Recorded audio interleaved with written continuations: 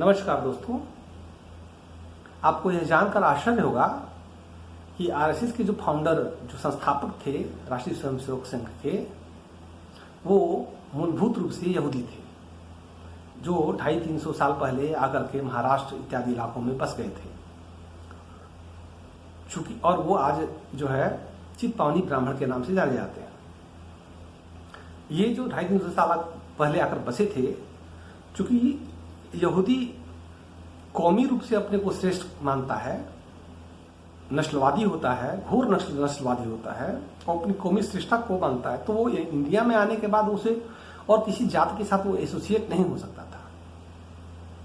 तो ब्राह्मण बना, वो ब्राह्मण बन गया। अब ब्राह्मण जैसा रहने लगा, ब्राह्मण जैसा ब्राह्मण। लेकिन अभी भी वो महाराज उन इलाकों में जो मूल ब्राह्मण है उनके लिए वो अछूती है, एक तरीके से वो उनको जगह नहीं देते, उनको ब्राह्मण मानते नहीं है। तो ये मूलभूत रूप से यहूदी थे। अब यहूदी स्थापक है आरएसएस का, और उसके बाद जितने भी अभी तक आरएसएस के सरसंघचालक हुए सभी उसी चित्पावनी ब्राह्मण ही होता है। वो एक दो को छोड़ करके अभी मोहन भागवत है, ये भी चित्पावनी ब्राह्मण ही है। तो अब ये मूलभूत रूप से यहूदी हैं और अपने को राष्ट्रवादी कहते हैं। ये आश्चर्य है ना, कैसे तुम्हारे ब्लड में नहीं है, वो तुम्हारे खून में ही राष्ट्र नहीं है, तुम राष्ट्रवादी कैसे हो सकते हो? इसलिए तुम देखो इनमें इनका छद आवरण कि एक तरफ तो शिरडी में मुसलमान साईं बाबा की पूजा होती है और बनियों ने उस मंदिर को बनाया। कब बनाया? सेकुलरिज्म के समय में, जब सेकुलरिज्म पर उनका आधिपत्य था। सेकुलरिज्म भी उन्हीं का था, हिंदुइज्म भी उन्हीं का है, ये हिंदुत्व भी उन्हीं बनियों का ही है, सेकुलरिज्म भी उनका था। तो सेकुलरिज्म के समय में उन्होंने सेकुलर आदर्श के रूप में हिंदू मुस्लिम एकता को स्थापित करने के लिए शिरडी का साईं बाबा मंदिर बनाया। तो शिरडी के साईं बाबा मंदिर को के खिलाफ संघी नहीं बोल सकते, क्योंकि वहां बनिया इन्वॉल्व है और ये खुद ही बनिया है। यहूदी मूलभूत रूप से जो इजराइल के थे वो मूलभूत रूप से बनिया कम्युनिटी है। ये मूलभूत रूप से ब्राह्मण जो यहां बन गए हैं वो मूलभूत रूप से बनिया है। तो तब वो क्या हुआ कि वो उसका विरोध नहीं कर सकते वो, लेकिन राजनीति किसी करते हैं? एंटी मुसलमान। वहां मुसलमान भगवान बना बड़ा है हिंदुओं का, उसको गिरा, उसके खिलाफ एक शब्द नहीं बोल रहे हैं कि गिरा दो उसको। मुसलमान हिंदुओं का भगवान कैसे बन सकता है? लेकिन इधर मुसलमानों के खिलाफ राजनीति करते हैं, हिंदुओं को वोट लेने के लिए, हिंदुओं का वोट लेकर सत्ता प्राप्त करने के लिए। इतने धूर्त हैं ये लोग, इनमें धूर्तता रच रच कर बसी हुई है, क्योंकि वो मूलभूत रूप से जो यहूदी है वही धूर्त होता है। हिटलर ने यहूदियों को ही मारा ना। नाजी जर्मनी में हिटलर ने किनकी हत्याएं सबसे ज्यादा की? यहूदियों की, क्योंकि यहूदियों ने ही तंग कर रखा था, क्योंकि वो मूलभूत रूप से बनिया थे। अब बनिया ही सबसे हरामी होता है। तो वो बनिया मूलभूत रूप से थे यहूदी जर्मनी में, तो हिटलर ने उनके खिलाफ पूरा युद्ध लड़ा, लड़ाई छेड़ी कि इन बनियों की वजह से सारी संपत्ति देश की इनके हाथ में, इन यहूदियों के हाथ में है और जर्मन वासियों को कुछ प्राप्त नहीं हो रहा है। जो कुछ भी है उनके हाथ में चला गया है, सब प्रेस उनके हाथ में है, मीडिया उनके हाथ में है, सब उनके हाथ में है। और जो जर्मन मूल निवासी है जर्मन का, उनके पास कुछ भी नहीं है। तो उसके खिलाफ उसने पूरा फासिज्म, नाजिज्म जो है प्रकट हुआ और 30 लाख यहूदी मारे गए। उसी यहूदियों में से ये है एक यहूदी। तो ये मूलभूत रूप से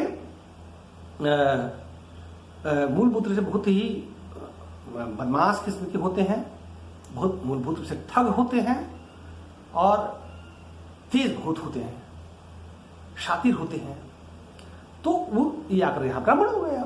अब इन्होंने यहां माधव तो गोलवलकर जो है, जिसने आरएसएस का फाउंडेशन किया था, वह पहले कांग्रेस पार्टी में का नेता था, हुआ करता था।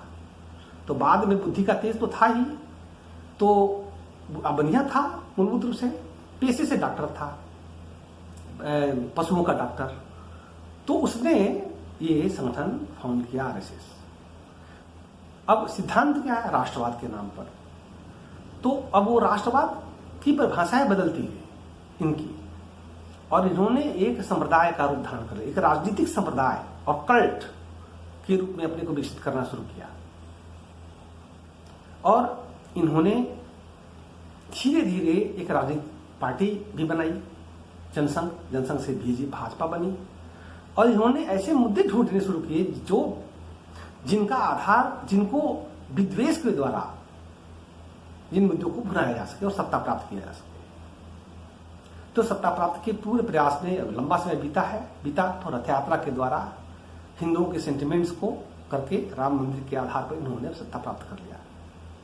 सत्ता प्राप्त करने के बाद के समय में, सत्ता प्राप्त करने के दौर में, चूंकि ये मूलभूत रूप से बनिया कम्युनिटी है और बनियों का ही इनको समर्थन प्राप्त है, तो अशोक सिंघल बनिया, खुद बनिया था, तो उसने एक अपना संगठन बनाया, विश्व हिंदू परिषद, जो आरएसएस का ही संगठन है, और उसने उसमें से एक धर्म संसद बनाया और कहा कि ये हमारा राजनीतिक पर्पज जो है तब तक सॉल्व नहीं होगा जब तक कि हम अपने बाबा पैदा न करें।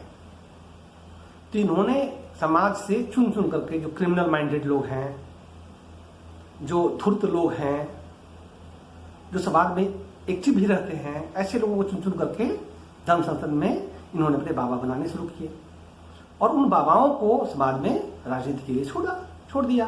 अब वो राजनीति करने लगे, हिंदुत्व की राजनीति और एंटी मुस्लिम राजनीति और अलग अलग षड्यंत्र। उन षड्यंत्रों के द्वारा धीरे धीरे धीरे धीरे ये सत्ता में आ गए। तो लेकिन आधार क्या है? आधार क्राइम है, आधार घृणा है, आधार वैमनस्य है। इनकी सत्ता प्राप्त करने का आधार क्या है? घृणा, वैमनस्य और क्राइम, ठगी। तो ये 4-5 चीजें हैं, इनके चरित्र को निर्मित करती हैं। ये हिंदू धर्म की चीजों का प्रयोग करते हैं, लेकिन हिंदू धर्म में इनका विश्वास नहीं है। क्योंकि ये मूलभूत रूप से यहूदी है, तो हिंदू धर्म में विश्वास कैसे हो सकता है? ब्लड में ही नहीं है। तो हिंदू धर्म के मूल्यों में विश्वास इनको नहीं है, सिद्धांतों में विश्वास इनको नहीं है, ऋषि महर्षियों में इनको विश्वास नहीं है। ऋषि महर्षि कहते हैं कि देवशयनी एकादशी के बाद कोई भी शुभ कार्य नहीं करना चाहिए, तो ये ठीक उसके उलट करेंगे कि नहीं, तभी तो करना ही चाहिए, उसी समय तो करना चाहिए। हिंदू धर्म के आचार्य और कहेंगे कि राहु काल वर्जित काल है, तो ये कहेंगे नहीं, राहु काल ही तो सबसे शुभ काल है, तो उसी काल में पूजन करेंगे। तो ठीक उलट चलेंगे, जो हिंदू धर्म के सनातन सिद्धांत हैं उनके ठीक खिलाफ चलेंगे। तो ये कौन कर सकता है? वही कर सकता है जो सिद्धांतों को, धर्म को नहीं मानता। ये नहीं मानता कि ऋषि महर्षि सत्य कहते हैं, ये नहीं मानता कि भगवान कृष्ण सही सच कहते हैं। जब भगवान कृष्ण ये कहते हैं कि दान भी शुभ समय में देने से फलीभूत होता है, उसका पुण्य मिलता है, शुभ मुहूर्त में दोगे दान तो उसका पुण्य प्राप्त होगा, किसी समय दान दोगे तो नहीं मिलेगा। इसलिए दान का समय तय है हिंदू धर्म में, इस पर्टिकुलर तिथि में इसी समय दान दिया जाए। फला स्नान हो रहा है, नहान है, उसमें दान दो, उस समय दान दिया जाता है। मकर संक्रांति होती है तब दान दिया जाता है। ऐसे दान के मुहूर्त तय है जिसका पुण्य प्राप्त होता है, लेकिन ये इसको नहीं मानते। भगवान कृष्ण की बात को भी नहीं मानते। ये भगवान कृष्ण ने कहा अग्नि ज्योतिरः शुक्ला खड्मासा उत्तरायणम तत्प्रयाता गच्छन्ति ब्रह्म विदो जना। काल का इतना महत्व कि पर्टिकुलर काल में, पर्टिकुलर तिथि में, पर्टिकुलर समय में जब व्यक्ति का देहांतर होता है तो उसे मुक्ति प्राप्त होती है, उसके अच्छे लोगों की प्राप्ति होती है। काल का महात्मा है ना, लेकिन ये इसको नहीं मानते। तो क्योंकि ऐसे ही बहुत सारे ऐसे संप्रदाय में थे जो नहीं मानते थे। हिंदू मानता है कि काशी पवित्र नगरी है, भगवान शिव की त्रिशूल पर स्थित है, वहां मरने वाला मुक्त होता है। लेकिन कबीर तो नहीं मानते थे। कबीर ने कहा मैं तो मगहर में मरूंगा, वही हमारे लिए काशी है। तो क्या है, जो रिबेल है, जो सिद्धांत को, धर्म को नहीं मानता, वैदिक सिद्धांतों को नहीं मानता, वो भोगता भी है ना। इसलिए कबीर पंथी कबीर पंथ कहां रह गया? कबीर धर्म बना, वो एक संप्रदाय भी ठीक ठीक नहीं बन पाया, क्योंकि सत्य पर उसकी स्थापना नहीं है। थियोलॉजी का जो धर्म का सिद्धांत है, उस सिद्धांत पर स्थापित नहीं है। तो आप सिद्धांत को नहीं मानोगे तो आपका खात्मा तय है। तो इस प्रकार से मेरे कहने का तात्पर्य था कि ये जो आरएसएस के लोग थे ये मूलभूत रूप से हिंदुस्तानी नहीं है, ये बाहर से यहूदी है मूलभूत रूप से, और यहूदी बहुत धूर्त होते हैं, तो इनमें भी वो धूर्तता है। तो इन लोगों ने उसी प्रकार से राम मंदिर का निर्माण करके अपने कब्जे में राम मंदिर को कर लिया। हजारों साल पुराना मंदिर हिंदुओं का है, जिस पर वैष्णव आचार्यों का, वैष्णव मठ का अधिकार होना चाहिए। उस पर सिंघल चूंकि बनिया उसने जो पूरा बनाया था कलटपना बना करके कब्जा कर लिया अभी सिंधु परिषद ने उस पर। तो इनसे हिंदू धर्म का कल्याण तो नहीं होने वाला है। और ये राष्ट्रवाद इनका बहुत बहुत बुरी तरीके से राष्ट्रवाद इनका फेक है। अब राष्ट्रवाद कैसे हो सकता है? देखो कि सीमा पर चीन ने कब्जा कर लिया है, लेकिन मोदी पीएम जो है, मोदी राष्ट्रवादी, वह चीन का नाम तक नहीं लेता। सोचो, ऐसा राष्ट्रवादी। उसके पहले की जो सरकार है खुलेआम चैलेंज करने वाली सरकार थी। इंदिरा गांधी सीना खोल करके सीना पीट करके बोलती थी। और सबसे कमजोर जिसको कहा जाता है मनमोहन सिंह, उसके समय में चीन की इतनी हिम्मत नहीं थी। लेकिन ये जो है वो राष्ट्रवादी करने वाला चीन के बारे में बोलता तक नहीं है। तो ऐसे ही बहुत सारी चीजें इनके बारे में देखने की है कि कैसे ये देश की जनता का धन ये लूट रहे हैं। विजय माल्या की फाइल गायब हो गई, अब वो बरी हो जाएगा। उसी प्रकार से जो चोकसी और तमाम ऐसे थे जो बैंक लूट कर भागे थे, अब वो भाग गए सब। कौन मोदी, तो नीरव मोदी, तो कौन सब मोदी थे। अब उनका कोई मतलब ही नहीं है, सरकार का कोई मतलब नहीं है। अब तो पिछली पुरानी सरकार होती, खींचकर लाई होती। जनता का जो धन है खाते से गायब हो जा रहा है, जनता की प्रॉपर्टी लूटी जा रही है। भाजपा के नेता खुलेआम जनता की प्रॉपर्टी लूट रहे हैं। इस प्रकार से पूरा आतंक फैला हुआ है। और वो क्या है?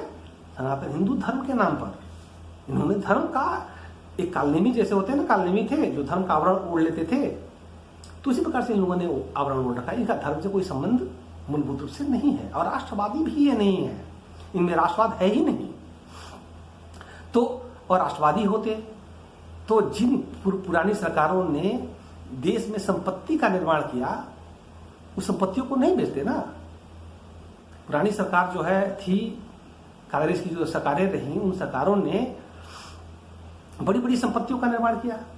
ये रेलवे उसमें एक है, या इंडियन एयरलाइंस है। अब रेलवे से इस सरकार ने खलासी रेलवे में होते थे, कंपार्टमेंट साफ करने वाले, तमाम वॉशिंग करने वाले, ये करने वाले, वो करने वाले। आज खलासी का पद खत्म कर दिया। तो 30-40 लाख जो है खलासी कम से कम होंगे, इससे कम तो नहीं है। 33 लाख बता, 33-40 लाख खलासी जो उसमें एम्प्लॉय होते थे रेलवे में, अब वो एम्प्लॉय नहीं होंगे, अब मशीनें साफ करेंगे। तो 33-40 हजार लोगों का जॉब हो गया जो परमानेंट सरकारी जॉब में थे। ऐसा क्यों किया जा रहा है? क्योंकि रेलवे को इन्होंने प्राइवेट कंपनियों को बेच दिया है। और प्राइवेट कंपनियां जो है क्या है, उनको लाभ कमाना है, वो तो मैक्सिमम लाभ चाहिए उनको तुम्हारे रोजगार से क्या कोई मतलब नहीं है। तुम्हें रोजगार मिले ना मिले, तुम भूखे मर रहे हो या नहीं मर रहे हो, उनको तो मैक्सिमम लाभ चाहिए। तो रेलवे को लाभ का सौदा बनाएंगे वो, तो वहां मैक्सिमम टिकटिंग, हर चीज पर टिकट का पैसा देना पड़ेगा आपको। टिकट का जो आज दे रहे हो फेयर, उस फेयर 3 गुना बढ़ जाएगा। और एम्प्लॉय कम रखेंगे ये, और रेलवे को इस तरीके से बना देंगे कि एक आदमी चला ले। और इनका जो कैटरिंग होगा उसी प्रकार से कर लेंगे। तो आपके लिए दरवाजे बंद हो जाएंगे।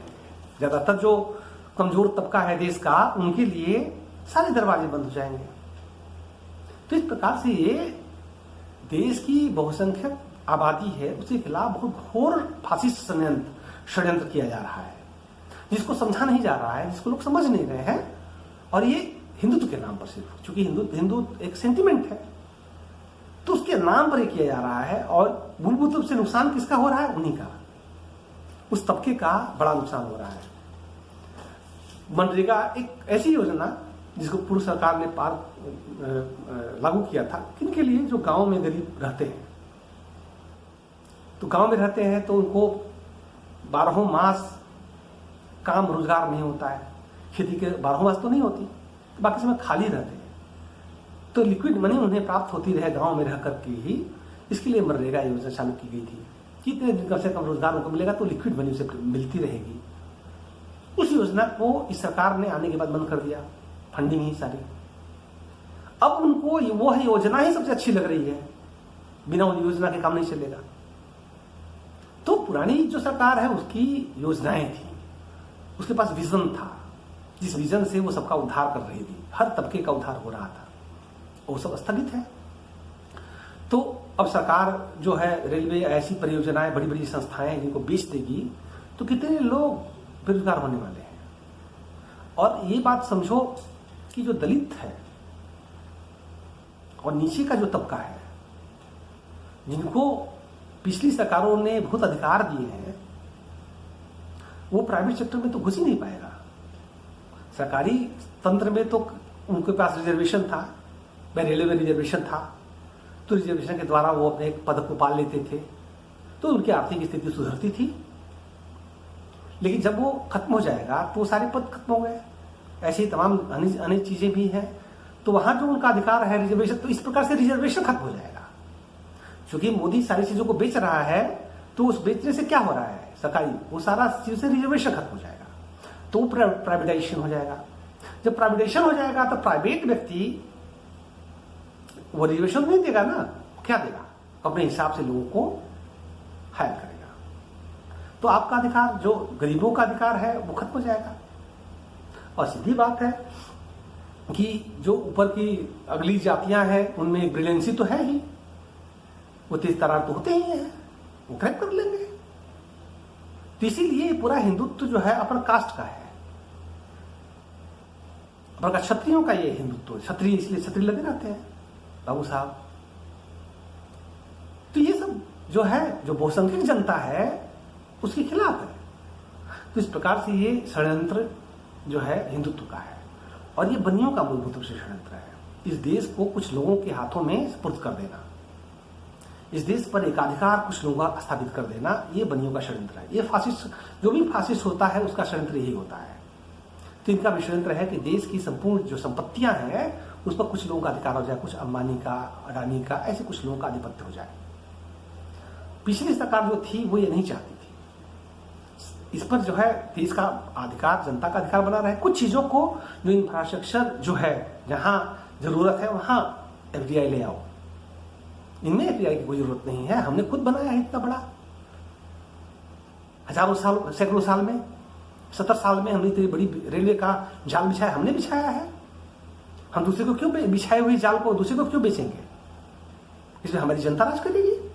तो इसी प्रकार से बहुत सारी चीजों के बारे में है। ये सेना को भी बेचने वाले हैं, डिफेंस को भी बेच रहे हैं। डिफेंस का उत्पादन भी प्राइवेट कंपनी, अमेरिकी कंपनी, इराकी कंपनी, उनको बेच रहे हैं। तो सेना भी विदेशियों की हो जाएगी एक दिन, तो ये देश एक तरीके से उपनिवेश हो जाएगा। तो ये हिंदुत्व जो है राष्ट्रवाद के नाम पर क्या बना रहा है? देश को उपनिवेश बना रहा है। और ये क्यों हो रहा है? क्योंकि जो आरएसएस है उसका फाउंडर यहूदी थे, वो राष्ट्रवादी नहीं थे। तो यहूदी जहां गया है, यहूदी जहां रहा है, उसको यहूदियों ने गुलाम बनाया है। जर्मनी में यहूदियों ने जर्मनी को गुलाम बनाया, तो इस प्रकार से भारत में भी ये कर रहे हैं। तो इसको समझने और जानने की जरूरत है। यह जो कल्ट है आरएसएस का, यह कल्ट जो है हिंदुओं का ही सबसे बड़ा दुश्मन है, इस देश का बहुत बड़ा दुश्मन है।